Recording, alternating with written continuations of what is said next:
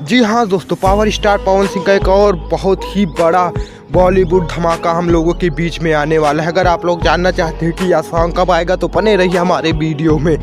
तो जय हो भोजपुरिया समाज कैसन बानी रहो लोग। दोस्तों, पावर स्टार पवन सिंह का एक और बहुत ही बड़ा धमाकेदार वीडियो सॉन्ग आ रहा है जिसका नाम है नाच मेरी रानी रानी। जी हाँ दोस्तों, आप लोगों को बता दें कि इस सॉन्ग की शूटिंग हो चुकी है और दोस्तों यह सॉन्ग बहुत ही जल्द हम लोगों के बीच में रिलीज किया जाएगा। जी हाँ दोस्तों, पावर स्टार पवन सिंह का यह बॉलीवुड धमाका हम लोगों के बीच में बहुत ही जल्द आने वाला है। तो दोस्तों, पावर स्टार पवन सिंह के जितने भी फैन हैं उनके सभी गानों को अपना बहुत सारा प्यार और आशीर्वाद देते हैं, वैसे ही इस गाने को भी दीजिएगा। दोस्तों, पावर स्टार पवन सिंह का भी एक बॉलीवुड स्टार के साथ साथ सॉन्ग आया था छठ का सोनू निगम जी के साथ। तो दोस्तों, अब पावर स्टार पवन सिंह का और एक बहुत ही बेहतरीन सॉन्ग आ रहा है वंदना के साथ।